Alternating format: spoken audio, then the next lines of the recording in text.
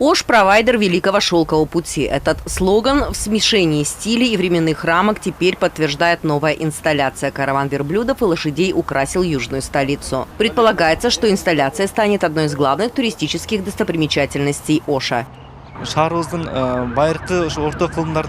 Будет инсталляция, доказывающая, что наш город – древний город и центр Великого шелкового пути. Это одна из работ, проводимых в рамках плана программы развития туризма города Ош. В целом город поэтапно работает над созданием туристических условий в соответствии с международными стандартами. Например, на всех улицах города строятся тротуары, а также ландшафтный дизайн вокруг драмтеатра.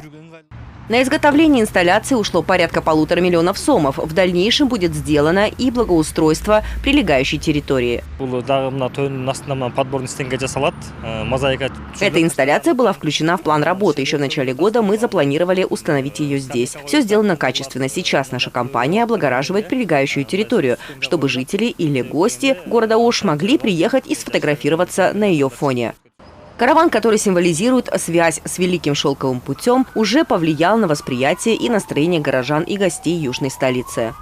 Привели посмотреть. Сейчас пофотографируем. Увидели в Инстаграме, да, Ира? Ошмерия. Вот пришли, смотрим. Я давно приезжаю в город, и все изменилось к лучшему. Но этот караван – нечто интересное. Его видно издалека. Мне было очень интересно рассмотреть его вблизи. Уникальная инсталляция, которая будет наглядно напоминать горожанам и гостям южной столицы о связи города с Великим шелковым путем, установлена в соответствии с программой развития туризма и продвижения города Ош как бренда Великого шелкового пути. Юлия Ценко, Алена Смирнова, Мырзаджигит Маматкеримулу, Уран Адишев, ЛТР, город Ош.